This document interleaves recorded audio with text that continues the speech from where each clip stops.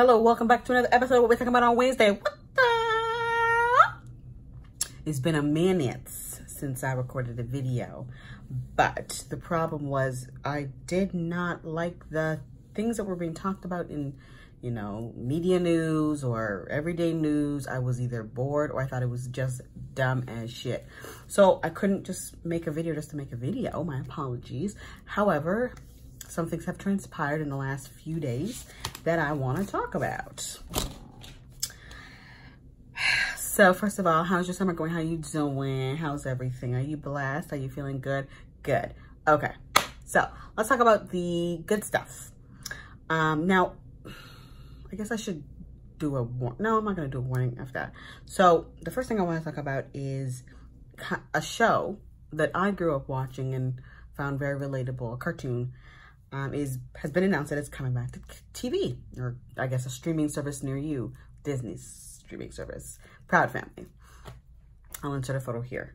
So the Proud Family, I always knew it to be just a family, a dysfunctional and random people, but a lot of people saw it as sort of a cult classic. It was a black cartoon, which sort of centered its storyline around a young girl named Penny Proud.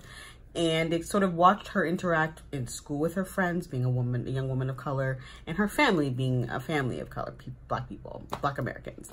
And it's been announced that it's coming back. And it's funny because I was just talking about it at work with my coworkers.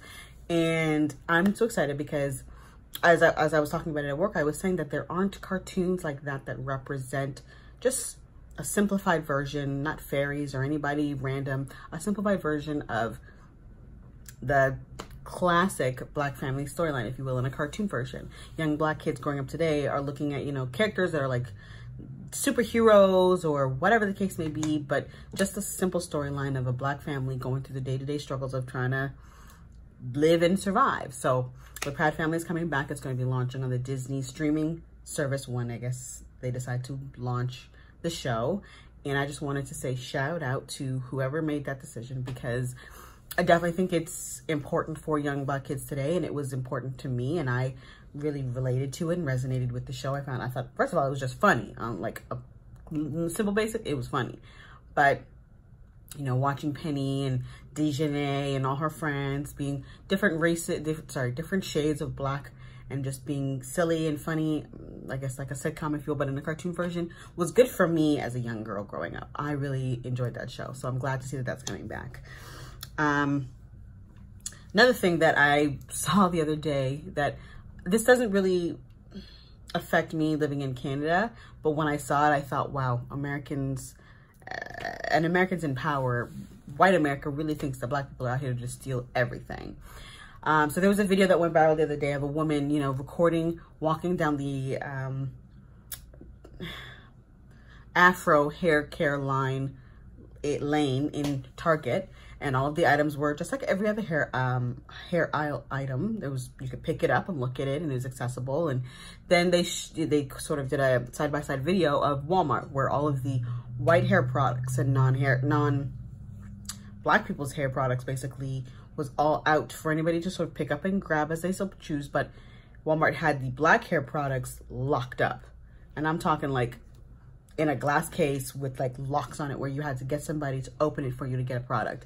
Now, I'm assuming that they did this because my hope, I'm not gonna assume, my hope is that they did this because the products were being stolen a lot, but it's just really disheartening to see cut right down the middle, the division that's created with the certain products being left open and then the black products being locked up because them ghetto-boos is going to steal it. That's kind of what I get when I see that. And it really just makes me think, well, number one, that sucks for a young black girl going into, you know, go buy hair products for herself, spend her little ducats on something for herself, and she has to go ask somebody to open the container because while the white products are available for everybody, the black products need to be under lock and key. It's not a good feeling, and it's not a good look, Walmart.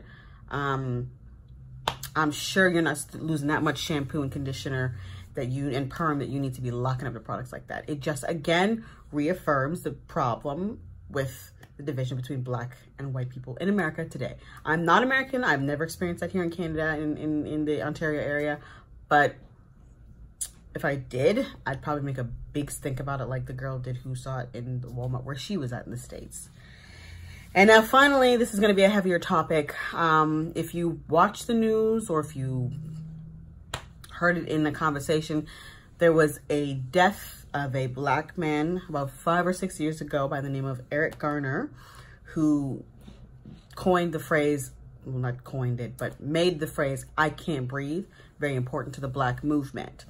Now today, or I think it was maybe yesterday, after 5 years of the police officer, who I refuse to say his name because I'm not giving him all of that energy, he was let go of his job today. Now the police commissioner felt like they needed to hold a press conference and talk about how disheartened and how saddened he feels that he had to fire this police officer because he could no longer do his job, because it was finally proven that he was choking Eric Garner and caused the asthma attack that caused him to die. That he was inappropriately doing a chokehold. The chokehold wasn't called for apparently, and the type he was doing apparently is not sanctioned by the police. I'm not quite sure the details of it, but basically they found out that they couldn't hide it anymore, that what he did was just outright wrong. He was never criminally charged or indicted on any charges based on the man's death, based on Eric Garner's death. However, they held a press conference either today or yesterday about having to fire him. And all that man did, the police commissioner or whoever he was talking about how sad he felt that he had to do it. You know, not because of Eric Garner's family's loss, but because he could no longer be a police officer. Like, that was your big sad situation. Not that a man died for being basically innocent because somebody decided to over-police someone. No, but because you had to fire him and he couldn't effectively do his job anymore. Do you think he could effectively do his job that day when he killed Eric Garner? You think he was justified in his actions? No, because you acknowledge that, but yet you feel saddened that he can't be a police officer. He can still wake up tomorrow and find a job. He can move to Kansas or wherever, and somebody would probably hire him. But you're saddened by the decision to have to, after 5 years of Eric Garner dying, you have to fire him. And they talk about, oh, well, Eric, this is, and it's on CNN, they're saying, how does that make Eric Garner's family feel? That's not going to bring Eric Garner back. Exactly. But instead, you know, we're not talking about Eric Garner's family. We're talking about how sad the police commissioner feels about having to fire this man. So what?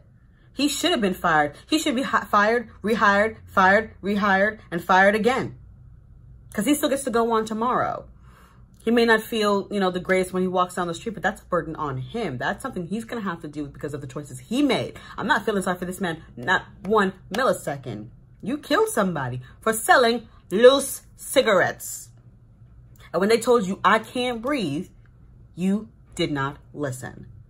So to everybody out there who wants to feel sorry for this police officer, that's your business. I'm telling you here and now, I don't give a rat's whoop about him and how he feels. He should have been fired a long time ago. And to hold a press conference talking about how sad you feel about having to fire him, there are bigger issues at hand that you police officers and police commissioners need to deal with, okay? And it's not being sad for having to fire a basically racist police officer. It shouldn't be anyway, but that's the way we're living, right?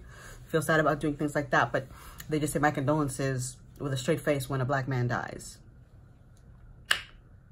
What a world we live in. What a tangled web we weave. Anyway, ladies and gentlemen, that is another episode of what we're talking about on Wednesday. Hopefully next week I have more cheerful topics or more silly topics. I can't help it. This is what I have an opinion on, though. So I'll see you next time. Bye.